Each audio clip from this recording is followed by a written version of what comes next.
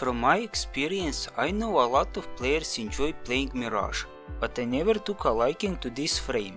I don't really know why. I won't deny that she is very strong when it comes to dealing damage, and due to some recent events I decided to give her a shot. You can get her main blueprint from the market and her components from the Hidden Messages quest. There is also her prime version. I don't have much to say about Mirage's passive ability. Her sliding moves last 85% longer and she gets 50% faster maneuver speed. This just gives her a small boost to her movement speed, but honestly, I think this barely has any impact on her gameplay. Her first ability is Hall of Mirrors. Mirage summons up to 4 doppelgangers that mimic her attacks and movement. Basically, if Mirage fires a weapon, the doppelgangers will also fire their weapons. They also work as a distraction, occasionally causing enemies to shoot them instead of Mirage. Their attacks will deal a percentage of weapons total damage with reduced critical and status chance. You should also know that only 2 mirror images will shoot their weapons, but for some reason all 4 of them will use their melee weapons. This ability has some hidden nuances, for example incarnate weapons and their activation, but I don't think that these details affect gameplay at all, so I won't waste time on them. The second ability is Sleight of Hand. When activated, Mirage will weaponize nearby objects by turning them into damaging traps. This ability will also create a crystal that attracts and blinds or supposedly damages enemies depending on the nearby light sources. I say supposedly damages enemies because I never saw this crystal directly do damage. If you have active gang members, they will also create smaller crystals. The objects that can be turned into traps include almost everything you can imagine. Consoles, crates, ammo pickups and similar items. Just activate this ability and deal a bunch of area of effect damage. Mirage's third ability is probably one of the most helmeted abilities in the game, Eclipse. This ability has 2 different effects. If you tap the cast button, Mirage will gain up to 90% damage reduction. If you instead hold the button, Mirage will get a huge damage buff. With high ability strength, this buff can reach over 900% extra damage, and I'm pretty sure it can go higher, but I never decided to push it that far. This damage buff also increases the damage of some Warframe abilities.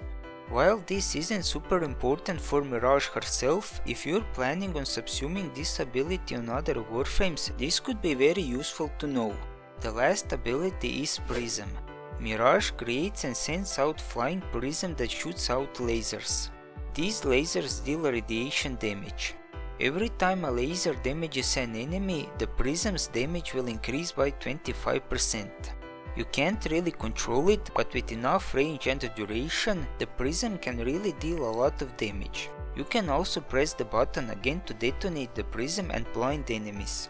The prism will drain energy while being active. For some reason, while under damage reduction effect of Eclipse, the prism will drain less energy while damage buff will increase the prism's damage increase. As I tested the builds and played Mirage, I found her to be a lot of fun.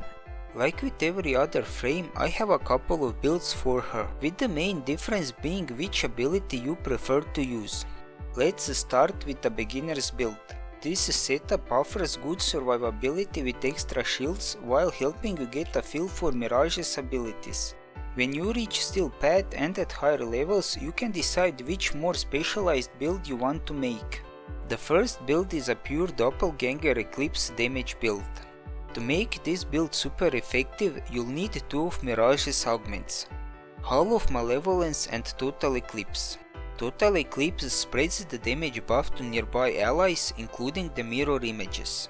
The second augment will increase the damage of the doppelgangers by up to 50% every time you delete an enemy. The great thing about Eclipse and this augment is that their effects multiply. For a quick explanation, if you gain a 300% damage increase from Eclipse and a 20% increase from Hall of Malevolence, you don't get 320% damage buff. Instead, your damage is boosted by 300% and that result is then increased by an additional 20%. As I was playing Mirage, I have noticed that survivability isn't really one of her strengths. You can argue that she has 90% damage reduction from Eclipse, but then she sacrifices a lot of damage.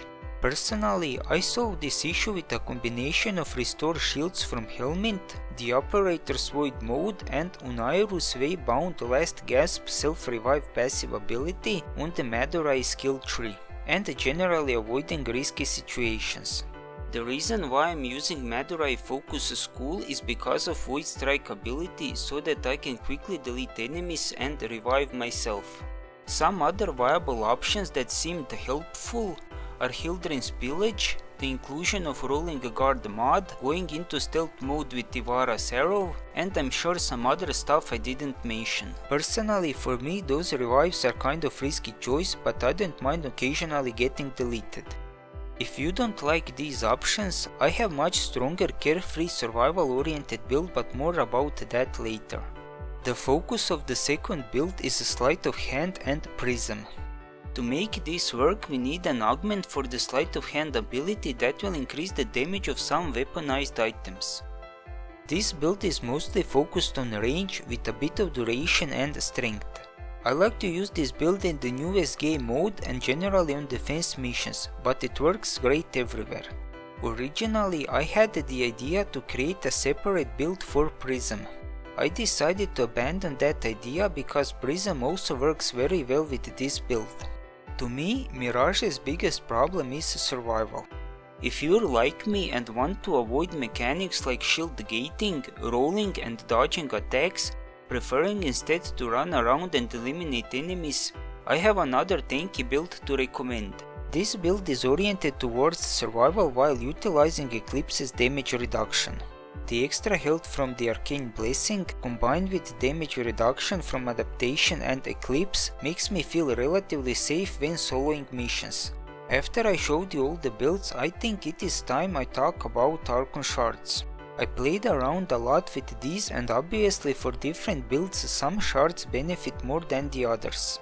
For example, a combination of blue shards helps with survivability of the last build. I didn't want to separate my builds on multiple Mirages, so in the end I decided to use 2 red for ability strength, 2 yellow for casting speed and 1 blue for healing. I think that this combination of shards is a sort of compromise for all builds.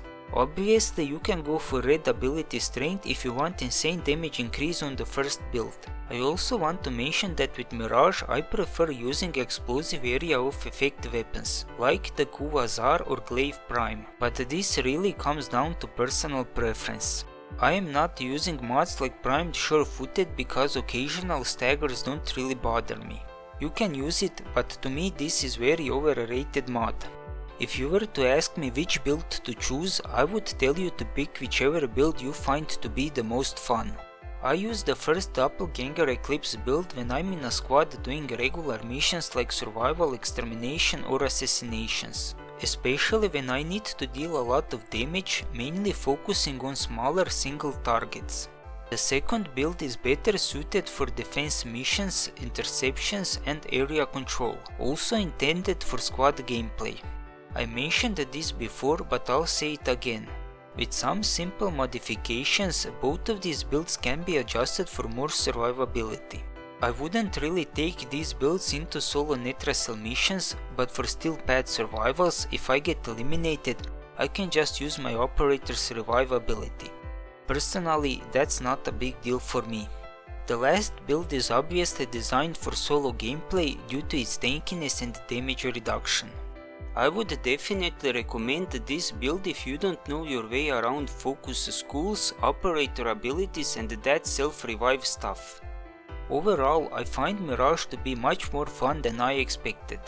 There are some aspects I still don't like about her, but she's generally a solid Warframe, and you should definitely give her a try sooner or later.